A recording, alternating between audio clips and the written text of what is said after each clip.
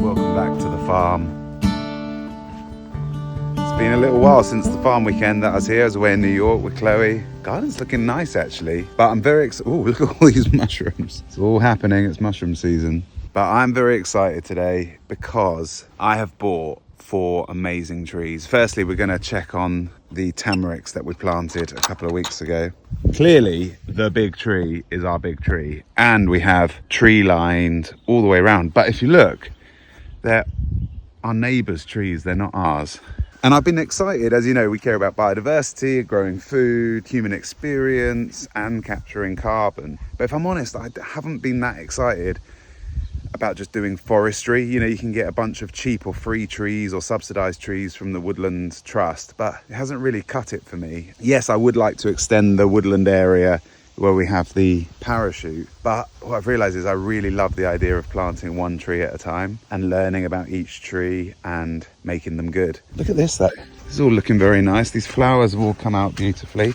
I know now that I can't make good. Looking good. How I wish I could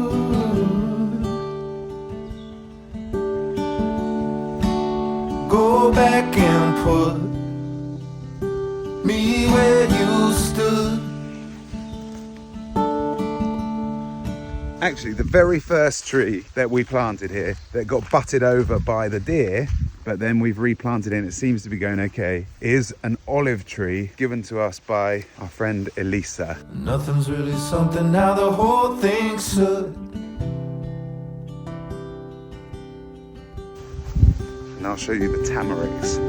It serves to suffer, make a hole in my foot. It's just taller than the pole. I don't think they're meant to grow at the moment because it's autumn. We'll only find out in spring really, but it's still here. That's a big part of it. There's mushrooms coming through the wood chip. I hope you look. So this is the stock.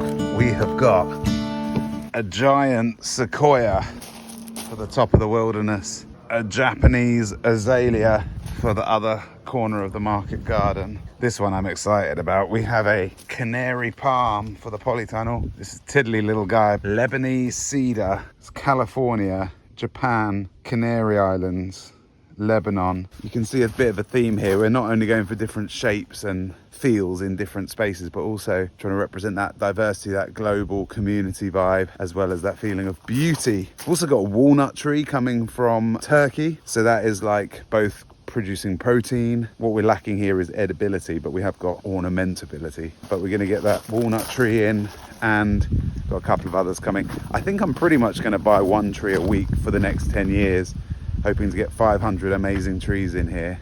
I just love it. I love learning about them one by one. It's not overwhelming. It's just about the right level for me. But if any of you guys have any feedback when you see me planting these, if you think I'm doing it right or wrong, I'm learning. Would like to be good at this. Oh, look at these mushrooms. As I fill my book. They're about 30 quid each, these, and they get posted to me. So although I don't want to muck it up and get it wrong, I can always replace them. But they look like mini versions of what you want them to be, which is cool. Haven't been in here for a while. Ooh, looking good. It's so nice to see a growing area that hasn't been devoured. Oh, what a waste of wood. Oh, that lemon, that smells amazing, that lemon verbena. Nothing's really happened like I thought it would. Some basil growing. Got some, yeah, it's working. I mean, I've got 1 tomato. But got basil. Look in here, look at these peas. That is looking good. Oh yeah. This is not a disaster. Chard's looking good. Lettuce.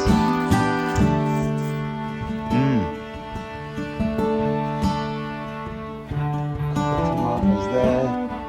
Oh yeah, look at that. Handful of tomatoes in there.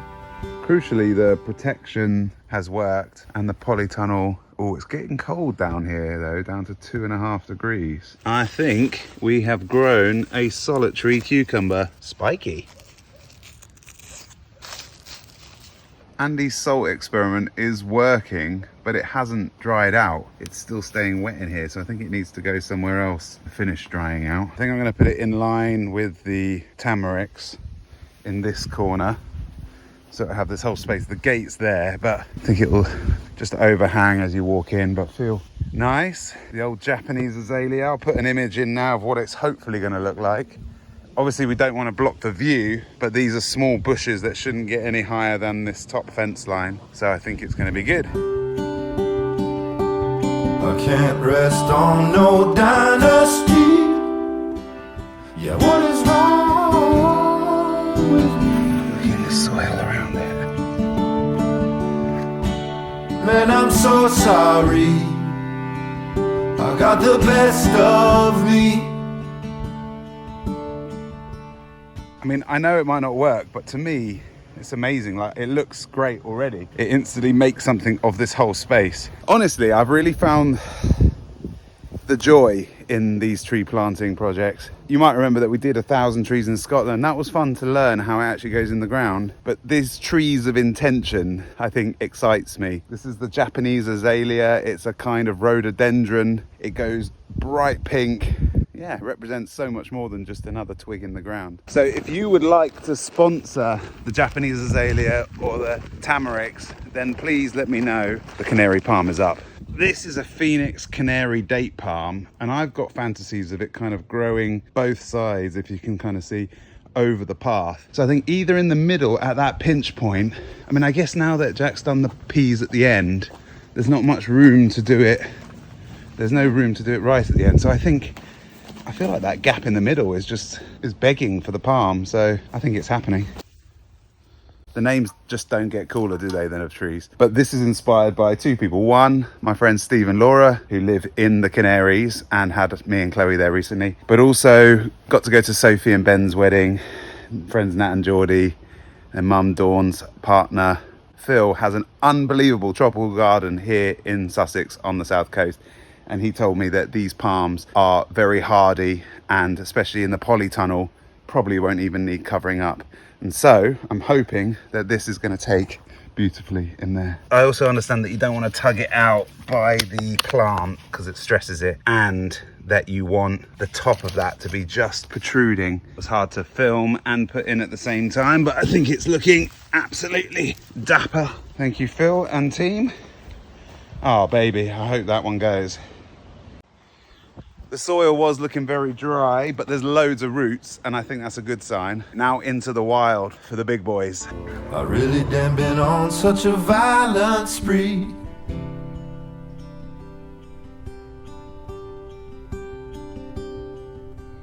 But maybe you can still make a man from me.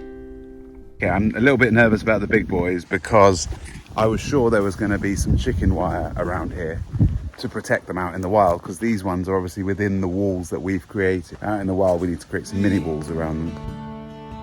Now we've got the wheelbarrow full of stuff.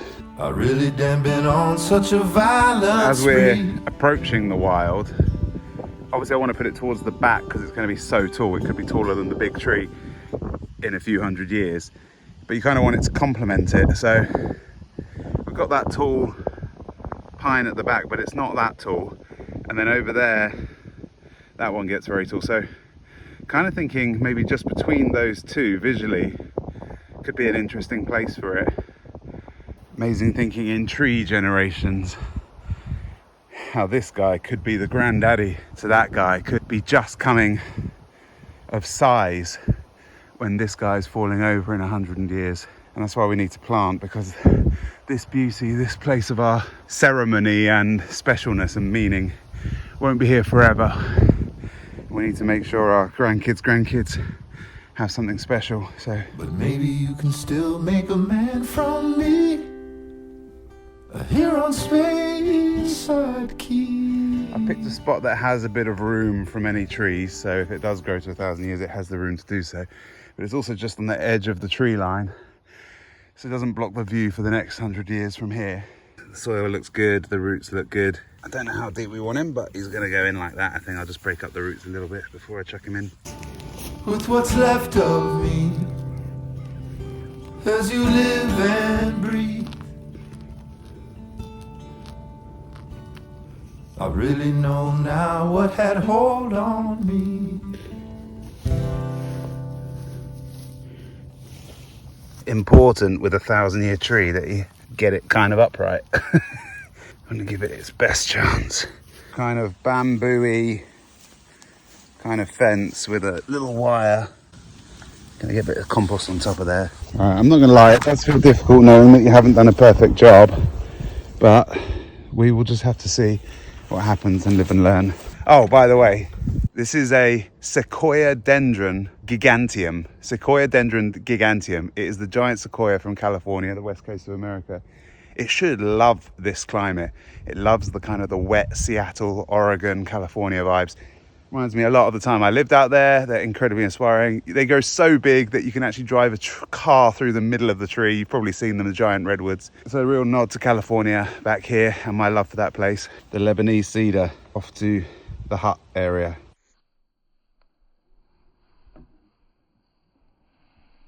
We've already got that tree line there. If we put Lebanese cedar at the top of the field, we get beautiful trees and canopy in our area.